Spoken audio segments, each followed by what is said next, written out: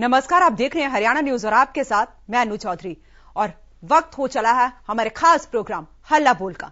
तो हल्ला बोल में आज सवाल होगा प्राइवेट स्कूलों की मनमानी और गरीब बच्चों की शिक्षा पर, जिसके लिए सरकार ने 134A का नियम बनाया है। 134A का नियम कहता है कि कोई भी गरीब परिवार का छात्र किसी भी प्राइवेट स्कूल में निःशुल्क पढ़ सकता है। लेकिन हरियाणा के अलग अलग हिस्से में अभिभावकों को निजी स्कूलों की मनमानी से परेशान होना पड़ रहा है। अपने बच्चों की अच्छी शिक्षा के लिए माता पिता निजी स्कूलों में दाखिले के लिए भटक रहे हैं। 24 दिसंबर स्कूलों में दाखिले की आखिरी तारीख है। इसके बाद स्कूलों में दाखिला नहीं मिल सकेगा। वहीं 134A पर निजी स्कूलों की मनमानी हावी है। 134A नियम के खिलाफ निजी स्कूल कोर्ट चले गए हैं, जहां 24 फरवरी को सुनवाई होनी है। निजी स्कूलों का कहना है कि बीते कुछ सालों में बच्चों की पढ़ाई के लिए खर्च हुई राशि सरकार की तरफ से नहीं दी गई है। निजी स्कूलों की मनमानी और अभिभावकों की परेशानी के बीच अब बच्चों का भविष्य दांव पर है। तो इसी पर हम हल्ला बोलेंगे और हमारे आज के सवाल हैं कि बच्चों के भविष्य के साथ खिलवाड़ क्यों किया जा रहा है? प्राइवेट स्कूलों की मनमानी कब तक अभिभावक सहते रहेंगे? और सरकारी आदेशों की धज्जियां क्यों उड़ाई जा रही हैं? ये बड़े सवाल हैं। नियम 134A से प्राइवेट स्कूलों को ऐतराज क्यों है और अभिभावकों की परेशानी का समाधान कब होगा? तो इस पर आप भी अपनी राय दे सकते हैं और सीधा कॉल कर सकते हैं। हमारे नंबर आपकी टीवी स्क्रीन पर फ्लैश हो रहे हैं और आप भी हल्ला बोल सकते हैं कि जब सरकार ने यह आदेश दिए हैं कि गरीब बच्चे 134A के तहत प्राइवेट स्कूल में दाखिला ले सकते हैं, तो फिर प्राइवेट स्कूलों को ऐतराज क्यों है?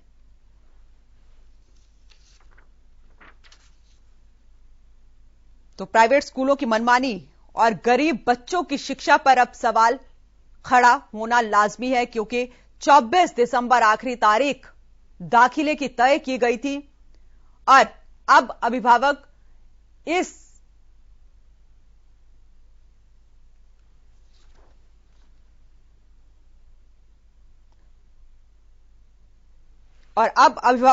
नियम 134A के खिलाफ कोर्ट भी चले गए हैं, जहां 24 फरवरी को सुनवाई होनी है। तो बड़े सवाल हमारे यहां पर यही हैं कि बच्चों की भविष्य से खिलवाड़ क्यों किया जा रहा है? प्राइवेट स्कूलों की मनमानी कब तक ये बच्चे सहते रहेंगे? ये तस्वीरें भी आप देख रहे हैं, जहां पर छोटे छोटे बच्चे अपने दाखिले के लिए सड़कों पर बैठे हुए हैं और प्रशासन से गुहार लगा रहे हैं, स्कूल प्रशासन से, कि हमें हमारा दाखिला स्कूल में करवाया जाए। जहां एक तरफ प्रदेश में ठंड की मार है, दूसरी तरफ कोरोना है और ऐसे में ये बच्चे अपने दाखिले के लिए सड़क पर बैठे हुए हैं, स्कूल के सामने अपना प्रदर्शन कर रहे हैं और स्कूल प्रशासन से गुहार लगा रहे हैं कि हमें दाखिला दिया जाए।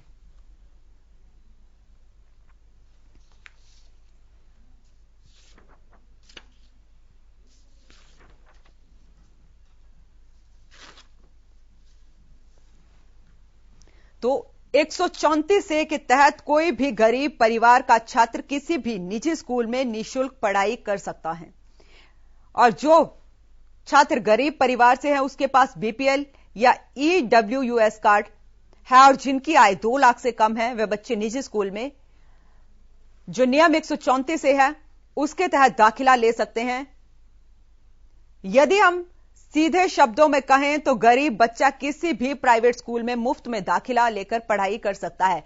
लेकिन सवाल यहां पर हमारा यही है कि जिस तरीके से स्कूल प्रशासन ने बच्चों के दाखिले के लिए मना कर दिया है, उन्होंने कहा है कि खर्चा ज्यादा बढ़ गया है, क्योंकि पिछले कुछ सालों में बच्चों की पढ़ाई के लिए ज्यादा राशि खर्च हुई है और सरकार की तरफ से कोई भी राशि हमें मुहैया नहीं करवाई गई है। हमारे कॉलर राहुल जुड़ चुके हैं। जी राहुल, दीजिए अपनी राय। मैम, जो ये अभिभावक प्रदर्शन कर रहे हैं, इसकी सरकार को मांग सुननी चाहिए और जो प्राइवेट जो स्कूल है जो दाखिला नहीं दे रहे, उन पे कड़ा एक्शन लेना चाहिए, क्योंकि कहीं ना कहीं हम जो अपने बच्चों के बारे में सोचते कि उनको अच्छा जो है शिक्षा मिलेगी और कहीं ना कहीं वो डॉक्टर बनेंगे या इंजीनियर बनेंगे, तो वो सपने जो है वो तोड़े जा रहे हैं, और जो सरकार का जो रूल है उस पर भी जो है उसको भी तार तार किया जा रहा है। तो सरकार को कड़ा एक्शन लेना चाहिए ताकि जो है इस तरीके से दोबारा जो है जो कानून बनाया है उसको तार तार ना किया जाए, और एक जो है जो भी इसमें शामिल है लोग उन पे भी कड़ा एक्शन लेना चाहिए। जी, बहुत बहुत शुक्रिया अपनी राय देने के लिए। हमारे अगले कॉलर देवेंद्र जुड़ चुके हैं। जी, दीजिए अपनी राय। राम राम जी।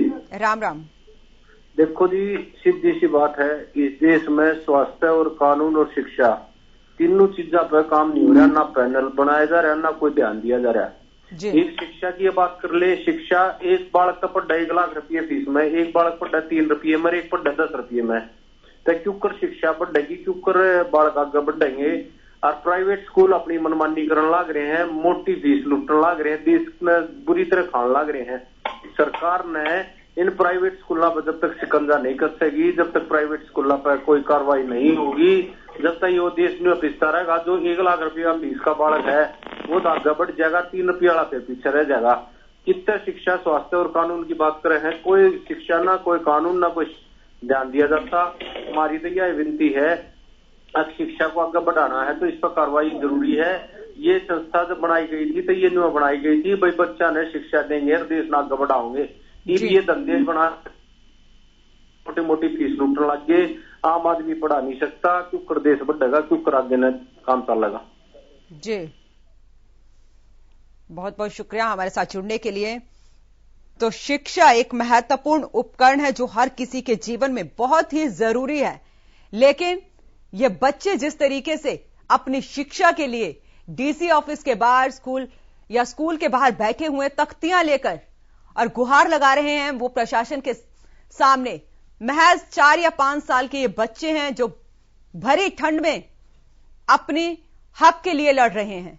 तो ऐसे में क्या प्रशासन को एक्शन नहीं लेना चाहिए? क्योंकि जब प्रदेश सरकार ने यह नियम प्रदेश में लागू किया हुआ है कि 134 ए के तहत कोई भी बच्चा स्कूल में दाखिला ले सकते हैं, तो फिर स्कूल प्रशासन आनाकानी क्यों कर रहा है? क्यों बच्चों के भविष्य के साथ यहां पर खिलवाड़ किया जा रहा है? और अगर इसी तरीके से प्राइवेट स्कूलों की मनमानी चलती रही तो लोग बेहतर शिक्षा के लिए कहां जाएंगे? हमारे अगले कॉलर आंचल जुड़ चुकी हैं। जी, दीजिए अपनी राय। हाँ जी मैम, देखिए सेक्शन 134 तो बेसिकली देखा जाए तो जो बच्चे बीपीएल के अंडर आते हैं, बिलो पॉवर्टी लाइन के, उनके लिए बनाए गए। लेकिन अगर बच्चे राइट टू एजुकेशन जो है अगर वही नहीं मिलेगा और स्कूल अपनी मनमानी करते रहेंगे, तो अगर देखा जाए तो ये कहीं ना कहीं हमारे देश के फ्यूचर को भी इफेक्ट करेगा। अगर स्कूल इस तरह मनमानी करते रहे और उनका हक जो है वही चला गया, तो फिर आके बच्चों को सही शिक्षा कहाँ से मिलेगी?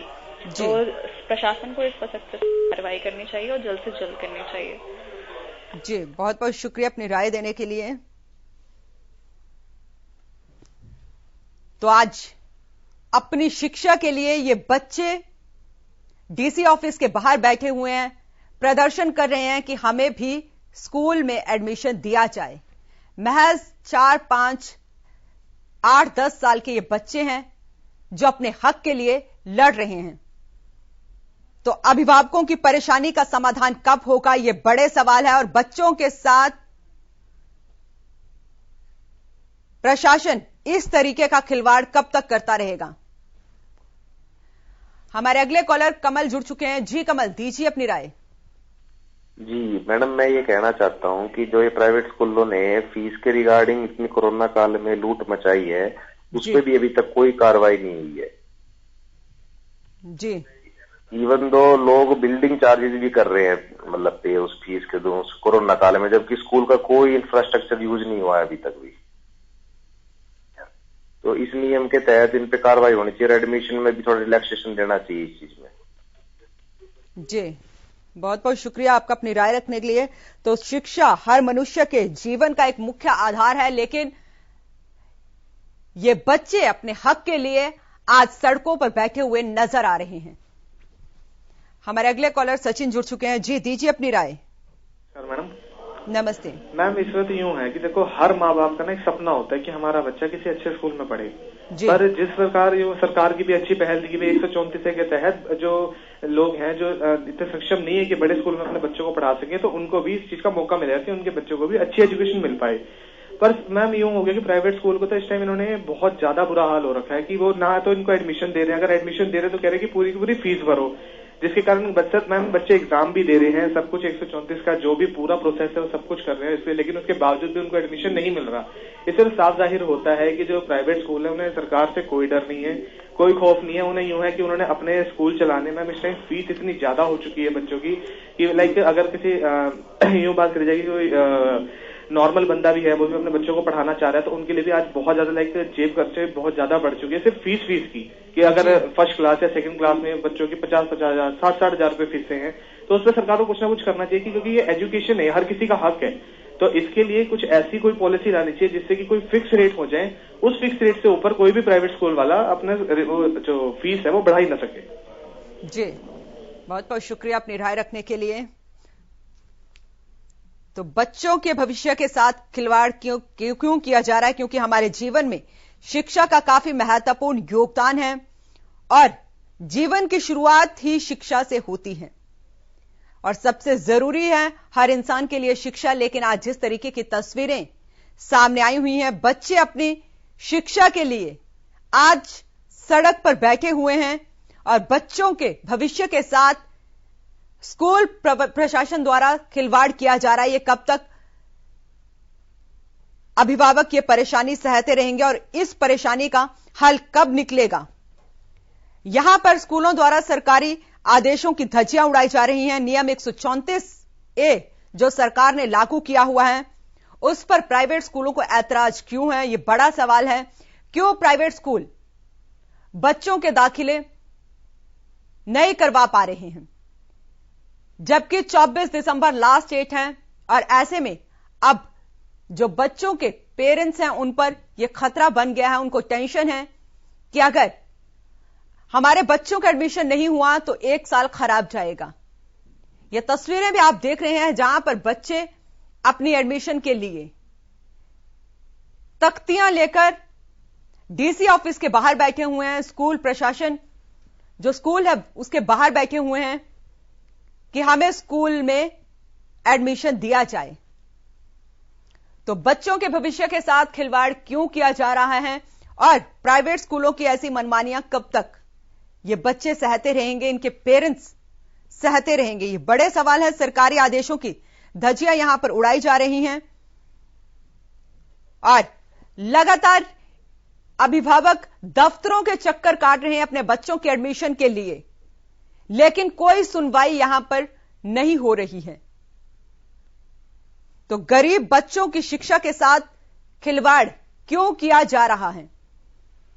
और जब सरकार का यह आदेश है कि 134A के तहत गरीब बच्चों को स्कूलों में किसी भी प्राइवेट स्कूल में दाखिला मिल सकता है, तो प्राइवेट स्कूल आनाकानी क्यों कर रहे हैं? तो इस पर आप भी हल्ला बोल सकते हैं। हमारे नंबर आपकी टीवी स्क्रीन पर दिए हुए हैं, आप भी कॉल कर सकते हैं और अपनी राय दे सकते हैं।